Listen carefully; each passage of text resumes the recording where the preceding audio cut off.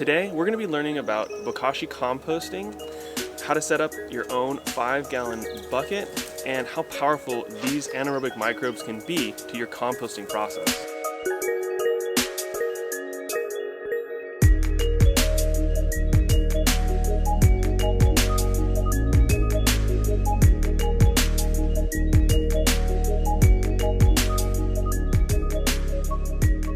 So Bokashi is this grain right here.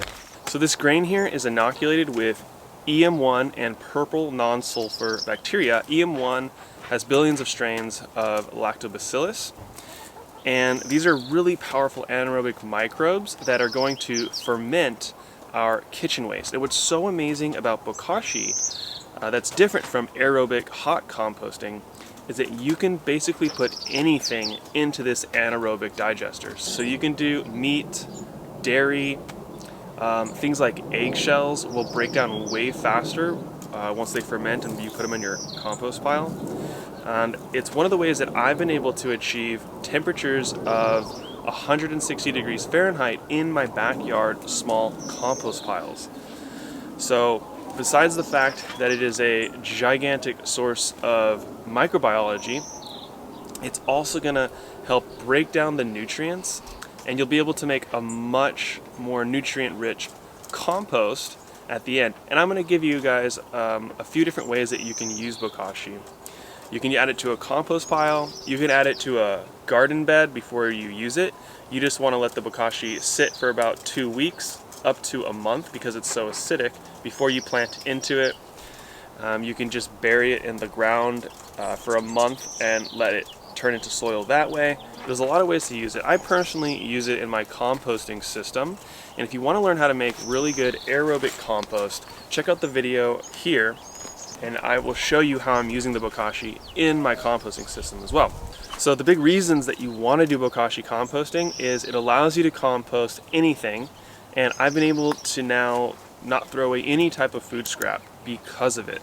I can throw anything that won't go in my chicken coop or into my compost pile into the Bokashi bucket, ferment it, and then use it in my compost piles. So I basically have zero food waste now, which is really fantastic. You can even do bones, but if you're going to put bones in, I recommend smashing them with a hammer first so that the microbes can start to work on them a bit better, and they won't fully break down, but they will be able to extract some of the nutrients out of there. And over time, the bones being in your soil, the microbiology will feed on it, and it'll be a very slow feeding mineral for your soil. So let me briefly touch on anaerobic versus aerobic if you don't know what that means. Anaerobic means oxygen-free or little oxygen environment. Aerobic means it's an oxygen-rich environment. So our hot compost is an example of an aerobic environment.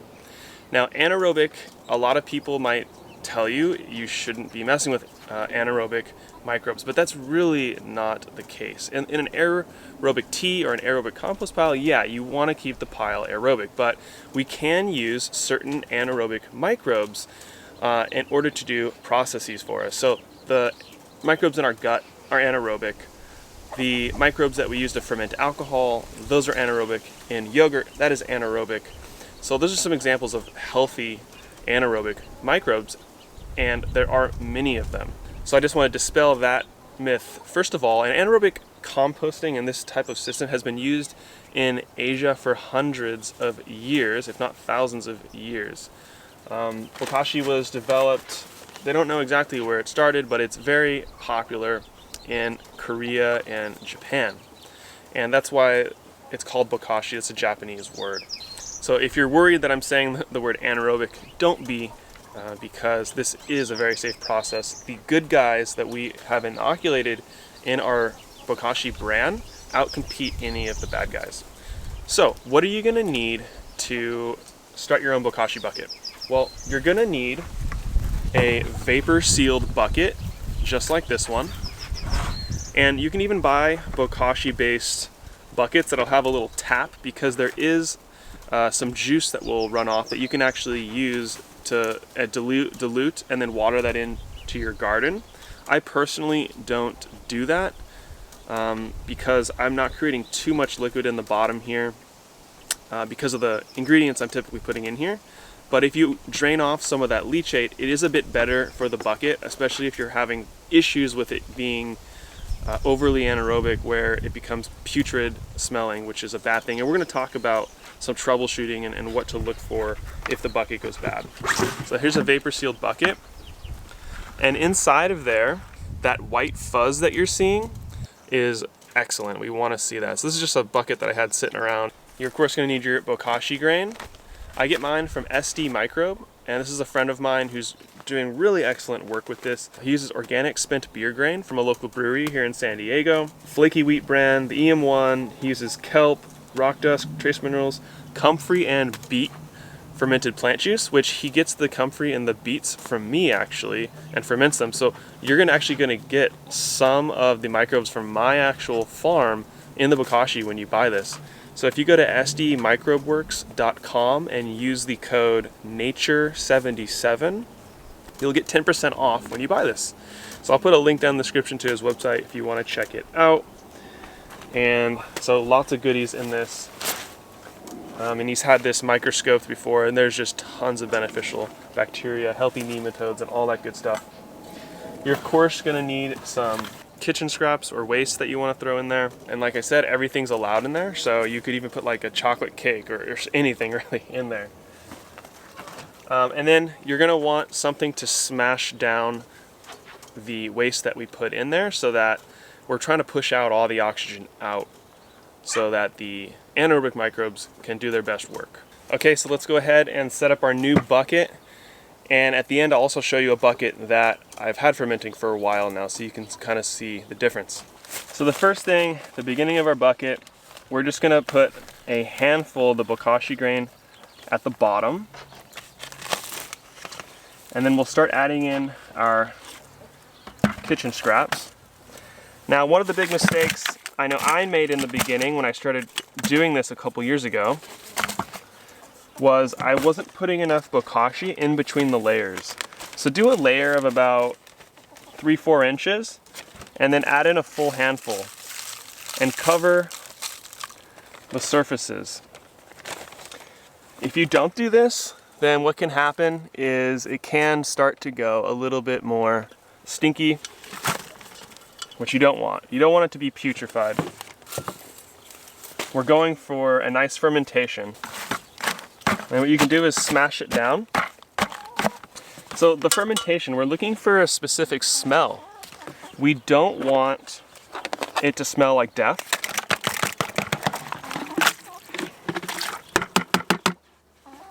It should have more of a sour, sweet smell. I don't want to say it's like kimchi.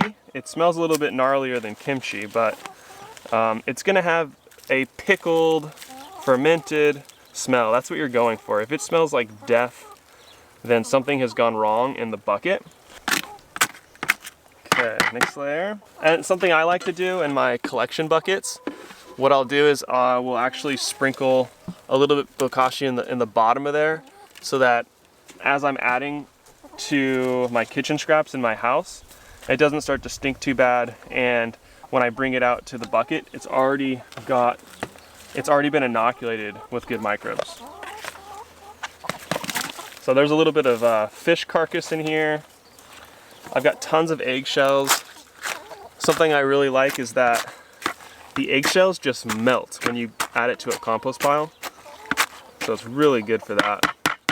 Certain things that are harder to break down in just an aerobic compost pile, when they go through this fermentation process first, they just get disintegrated and get incorporated into your pile much, much easier. Okay, so that's it for now.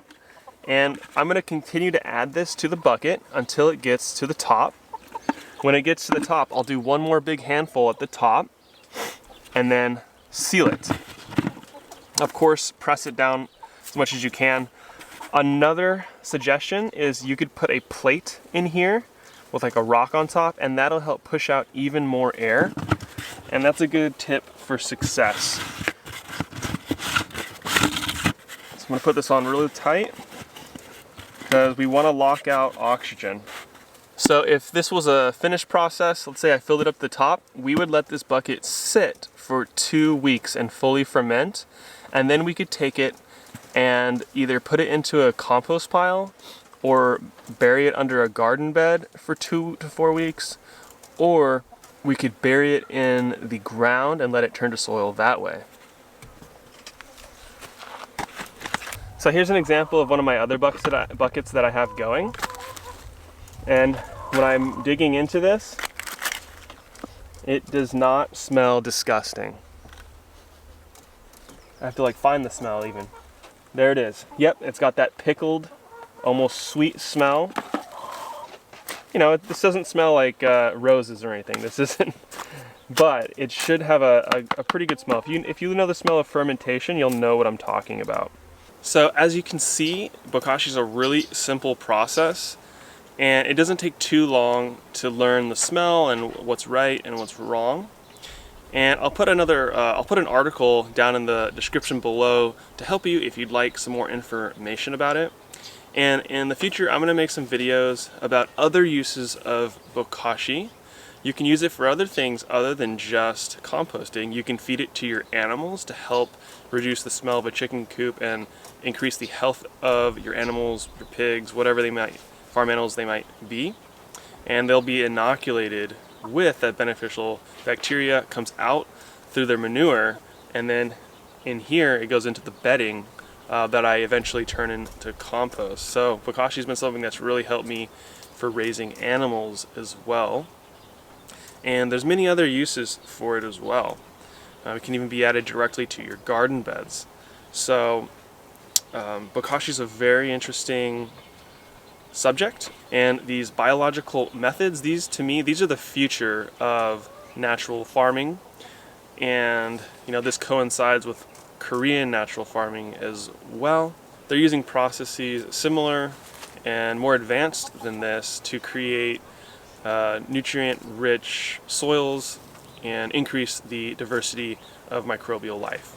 So expect a lot more content coming all about these type of techniques, as this is my passion when it comes to soil creation and trying to expose people to more advanced techniques of biological farming. So if you have any questions about Bokashi composting, be sure to put them below and I will try to answer them for you. A couple more troubleshooting tips: if it does start to smell putrid and disgusting and bad, add a lot more Bokashi grain in there. Make sure it's super compressed, and then let it ferment for about a week. Open it up and see if that fixed the problem. If it doesn't fix the problem, that's okay. You could still add it in to your compost. You just want to make sure that you're raising it up to a high temperature. Get it up to 150, kill anything bad that's going on. Or even the safer solution would just be to put it in the ground and let it turn the soil there, and you could safely use that or incorporate it into your compost or your worm bins. And that's even another thing that I've used Bokashi for, is adding to my worm bin, which I displayed in another video all about feeding your worms. You can check that one out as well. I'm doing it in 5-gallon buckets, but you could of course do a larger scale version of this and do it in a 55-gallon drum, and it would be the same concept of doing layers with Bokashi bran in between and fermenting it at the end.